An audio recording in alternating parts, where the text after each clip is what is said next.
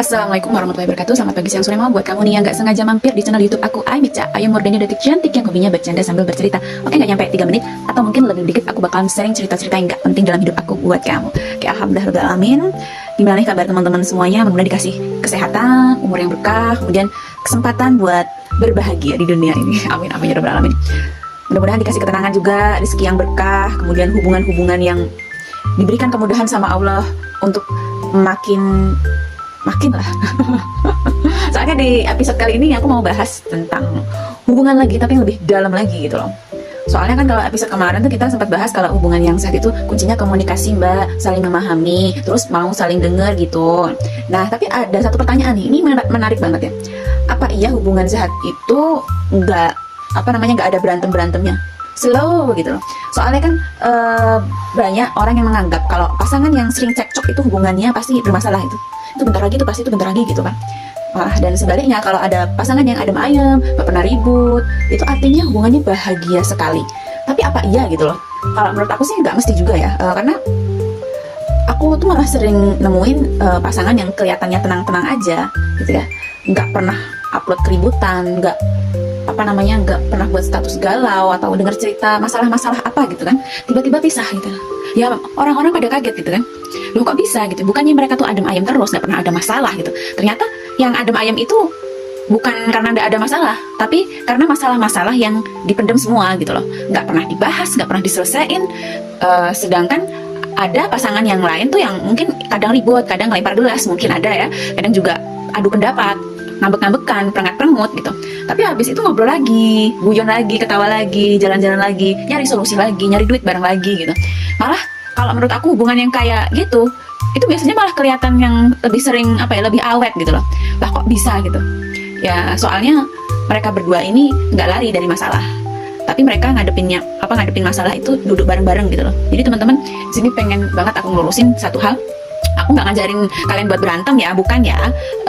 Kalau semua masalah itu bisa diselesaikan dengan omongan yang api-api, yang bagus-bagus, ya itulah yang paling baik, itulah yang paling apik.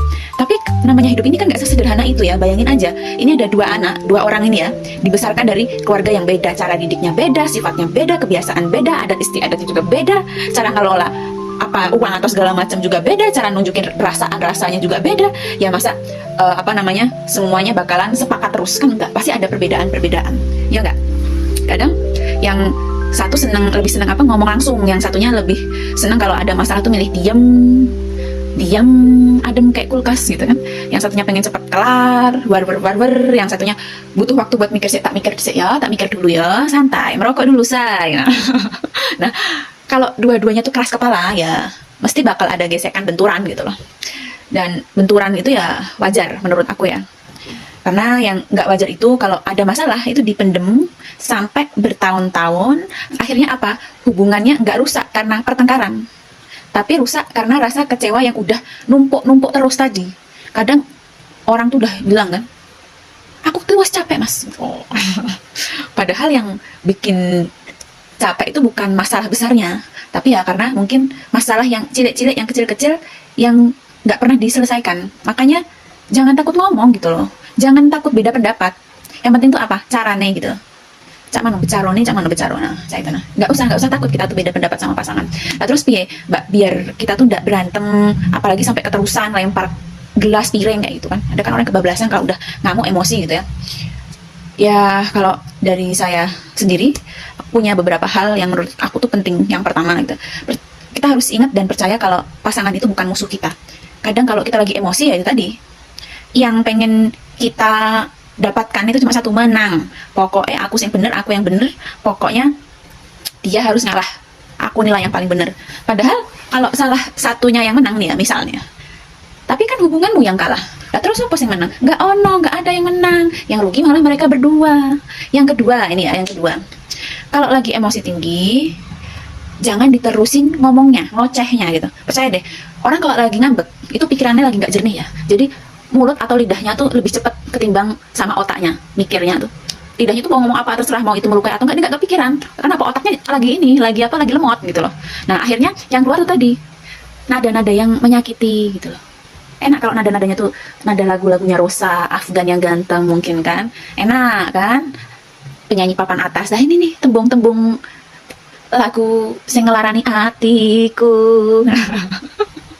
Ya, jadi tidak salah kok kalau misal kita ngomong, wes, ayo ngadem dulu mas, duduk dulu, ganti baju dulu, makan dulu yuk. Nah, atau kita keluar dulu yuk. Nah, nanti kalau udah tenang kita lanjut ngobrol lagi ini. Jadi bukan kita tuh lari dari masalahnya. Nah, ini namanya mengontrol emosi. Ini perlu banget ini. Baik pasangan cewek maupun cowok harus pinter-pinter yang namanya kontrol emosi. Kalau si cewek lagi emosian, yang cowoknya bisa ngademin. Cowoknya lagi emosian, ceweknya bisa ngademin. Terus yang ketiga, bahas satu masalah aja. Ini yang sering, sering sekali terjadi ya. Awalnya cuma bahas telat pulang. Lah kok tiba-tiba nyambung ke masalah tahun kemarin, terus nyambung ke masalah mantan, masalah mertua, nyambung perihal awal-awal nikah, ya ndak bakal selesai. Aduh. Wes ya mbak, mas. Nah terus yang keempat, jangan gengsi minta maaf. Minta maaf itu bukan tanda kalau kita tuh kalah, tapi tanda kalau kita ngerasa hubungan itu lebih penting loh dari egomu. Apalagi buat cowok-cowok ya, minta maaf tuh pasti gengsi banget ya mas ya. Dan kadang yang buat hubungan awet itu bukan karena kita tuh nggak pernah buat salah gitu loh, tapi ya karena dua-duanya tuh mau ngaku salah gitu nah. Dan terus yang terakhir, jadi jangan sampai hubunganmu tuh adem ayam gitu loh ya, tapi ya adem ayamnya tuh karena wes capek, aku wes nyerah ngono mbak gitu loh. Nah ini yang paling mengerikan, nggak ribut, nggak ngomong, nggak protes, nggak ngeluh. Jadi bukan karena bahagia gitu ya, nggak ada keributan, nggak ada obrolan, nggak ada protes, nggak ada ngeluh, tapi karena udah nggak pada peduli gitu loh. Karena udah nggak ada tenaga buat memperjuangkan itu. Buat apa loh? Buat apa mbak ya? Udah capek aku mbak. Nah ini yang harus diwaspadai teman-teman. Jadi hubungan yang sehat itu bukan hubungan yang nggak pernah diterpa masalah. Pasti ada masalah, ini hidup men gitu loh. Hidup tuh capek, kalau nggak mau capek udah nggak usah hidup lah. Hidup tuh pasti capek, ketemu sama manusia yang berbagai karakter yang kita adepin gitu loh. Jadi hubungan itu ya pasti ada masalahnya, dan kita berdua tuh harus tetap mau duduk bareng, ngadepinnya bareng, belajarnya bareng, saling memperbaiki bareng. Ya mungkin kalau misal nih hari ini kamu sama dia lagi berantem, dia buat nopo-nopo, nggak apa-apa. Berantem nggak mesti jadi tanda hubunganmu tuh bakalan bubar. Nggak usah takut beda pendapat ya. Yang penting setelahnya berantem gitu, masih mau mendekat, masih mau ketawa, masih mau makan bareng, masih mau ngomong, masih mau ngerangkul gitu loh. Jadi ayo, masalah ini mas kita selesaiin bareng-bareng ya mas. Soalan ini opo gitu loh.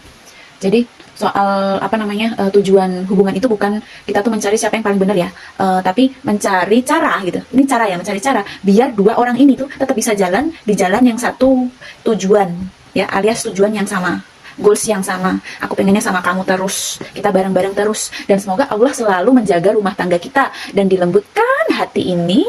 Kalau misalnya pas lagi ngamuk, lagi emosi, terus mudah-mudahan dikuatkan lidah ini tuh biar nggak nyakitin hati pasangan kita atau hati orang lain ya.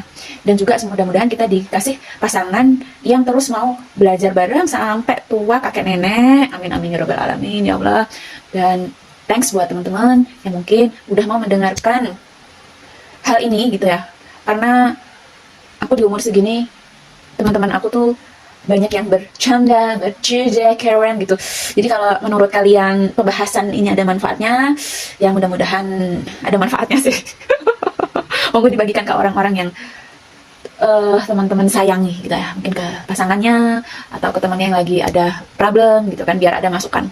Dan insya Allah siapa tahu dari hal sederhana ini mungkin ada hubungan yang bakalan batal untuk hancur karena dua orang ini milih untuk ngobrol daripada milih untuk pergi dari masalahnya gitu. Jadi hadapin bareng-bareng ya. Mungkin itu aja yang bisa aku sampaikan. Aku pamit dulu. Wassalamualaikum warahmatullahi wabarakatuh. Bye, see you.